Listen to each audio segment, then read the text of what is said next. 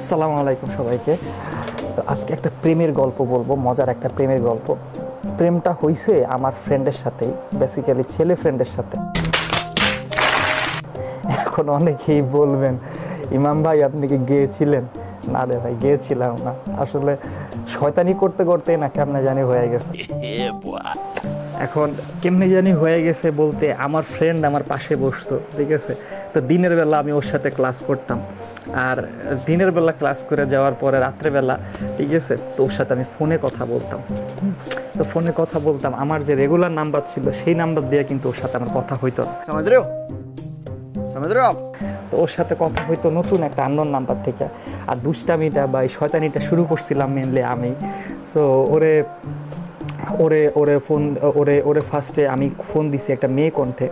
কণ্ঠটা ছিল এরকম যে, হ্যালো, আপনি, এটা কি ইমদাদ সাহেবের বাসা? ওনার ছেলে কি বাসায় আছে? Oh my God! মেয়ে কণ্ঠ শুই না, ও জানি কেমন, আমার ফ্রেন্ড কেমন জানি বিশ্বাস করে ফেলছে।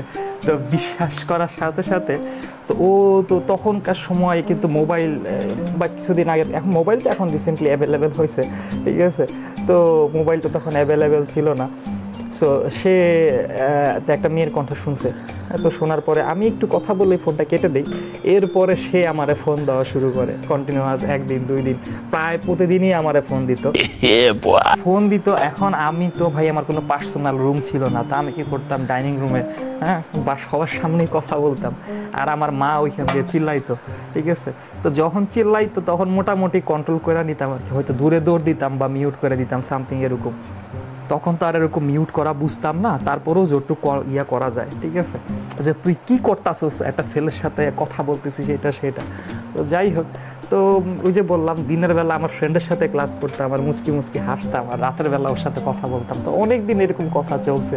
ও আমারে ফোন দিত, ও আমারে প্রায়ই ফোন দিত, ফোন দিয়া ও মেয়ের কণ্ঠ পাইতো, ঠিক আছে? ও আমার সাথে দেখা করতে চাইছে অনেকবার, কিন্তু ও তো জানে না যে সারাদিন বন্ধু আমি তোমার সাথেই থাকতাম, সারাদিন আমি তোমার সাথেই আড্ডা দিতাম।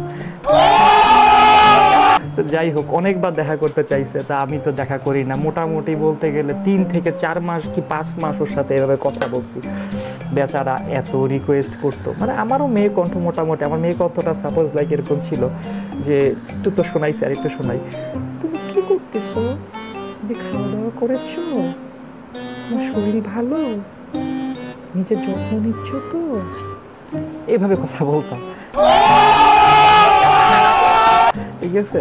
তো আর ও তো পইটা মইটা একদম একাকার অবস্থা, ঠিক আছে? তো মোটামুটি এরকম অনেকদিন কথা বলছে। কথা বলার পরে না কেমন জানি, আমি তো আসলে গে না, তো আমারও তো আর ছেলেদের প্রতি ইন্টারেস্ট নাই, তো আমারও আর টানতেছে না। কিন্তু মজা পাইতেছি, ও পাইতেছে, আমিও পাইতেছি। আই ডোন্ট নো কিসের মজা পাইতেছি। আমি তো মজা পাইতেছি যে ঠিক আছে, আমার ফ্রেন্ডের সাথে মজা করতেছে, কিন্তু ও যে মজা পাইতেছে এটাও অসাধারণ, অন্যরকম লেভেলের মজা ছিল।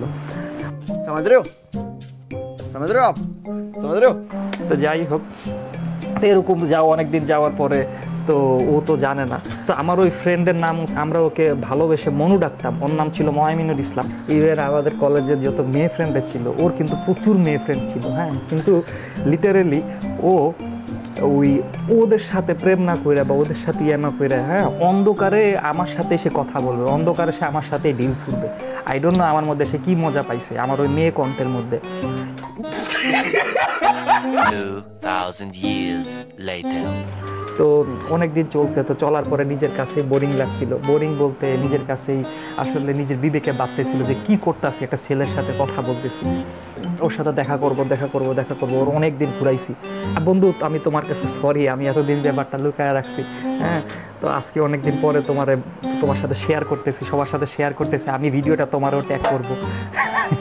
আমার ওই ফ্রেন্ড যে এখন, সে ফ্রেন্ড এখন জার্মানিতে থাকে। অনেক দিন বন্ধুর সাথে কথা হয় না, আজকে অনেক মনে পড়তেছে। বন্ধু তোমার অনেক মিস করতেছি, ঠিক আছে? অনেক দূরে আছি, ঠিক আছে?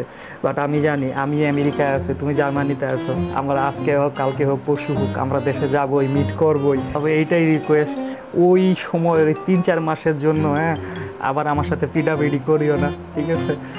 তো পরবর্তীতে আমার নিজের বিবেকেই বাঁচছে। তো আমারও একটা মেয়ে ফ্রেন্ড ছিল। আমি যেহেতু রিলেশনের প্রতি এত ইন্টারেস্টেড ছিলাম না, ঠিক আছে? তো আমার ওই মেয়ে ফ্রেন্ডের সাথে পরে আমার ওই মেয়ে ফ্রেন্ডের নাম্বার পরে ওরে দিছি।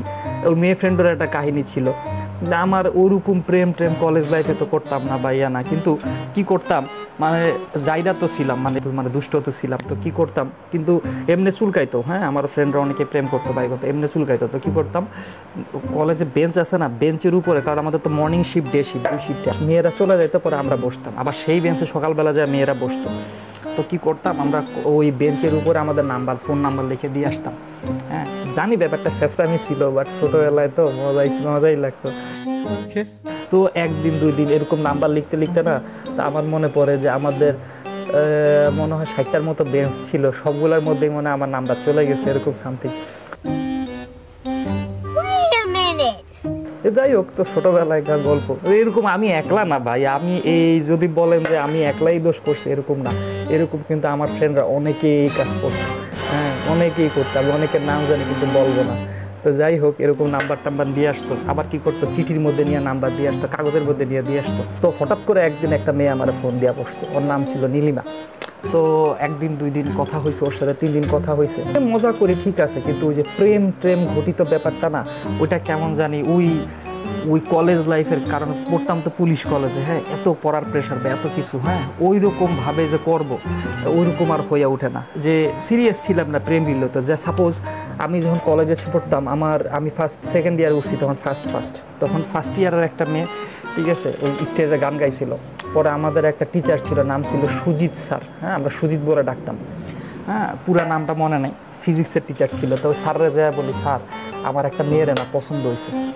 হ্যাঁ, তো স্যার বলে তো কী হয়েছে? তো আমি বলি, স্যার আমার তো ভালো লাগছে, আমি ওরে প্রপোজ করতে চাইতেছি বা কিছু বলতে চাইতেছি। করে বেটা আজকে একটা ভাল লাগছে তো কি হয়েছে, কালকে যে আর একটা ভাল লাগবে। বুঝলাম না স্যার, আমি বললাম। তো স্যার বললো যে বেটা একটা জায়গায় যদি তুই বারবার গর্ত করস, তাহলে গর্তটা গভীর হবে না, তুই গর্তে পড়ে যাবি না? আমি কে জি স্যার। তাহলে সেম জিনিস, হ্যাঁ তুই যদি একজনের পিছনেই কাটায় দেস, তাহলে তো গর্ত গভীর হয়ে যাবে, তুই তার ফাইসে যাবি, তুই তার বের হতে পারবি না। তো করতে হবে কি, বিভিন্ন জায়গায় গর্ত করতে হবে।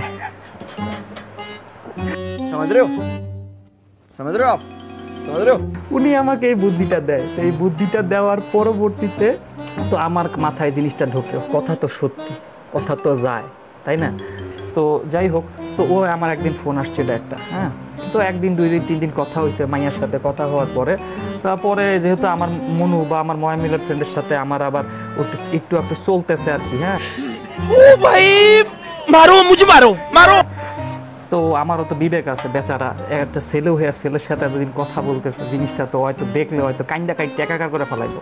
তো পরবর্তীতে কি করলাম, আমার ওই যে মেয়ে ফ্রেন্ড নীলিমা, হ্যাঁ, তো ওর সাথে তো আমার ওই মহামিলের ফ্রেন্ডরে কি করছি, ওর নাম্বার দিয়ে দিছি।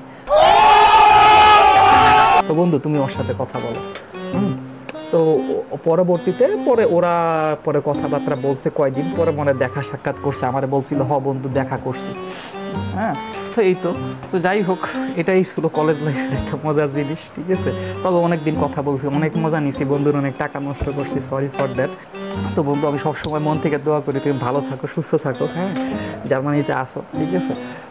আর বিয়ে শাদী যেহেতু এখনো করো নাই, তাড়াতাড়ি বিয়ে শাদী করো। হ্যাঁ, আর ভাবির এই ব্যাপারটা জানাইলো তোমার সাথে আমার কি ঘটছিল। নিজের খেয়াল রাখো বন্ধু। আর আমি কলেজ লাইফে আমাদের ফ্রেন্ড শৌখিন বলো, ঠিক আছে, বা অশ্রু বলো, বা আমার যে ফ্রেন্ড আছে অলি, সুষময়, হ্যাঁ সবাইরে আমি অনেক মিস করি, অনেক ভালোবাসি আমার বন্ধু। হ্যাঁ, বাংলাদেশে গেলে সবার সাথে মিট হবে, ঠিক আছে, আবার আমরা সেই আড্ডা দিব। সবাই ভালো থাকেন। হ্যাঁ, আসসালামু আলাইকুম।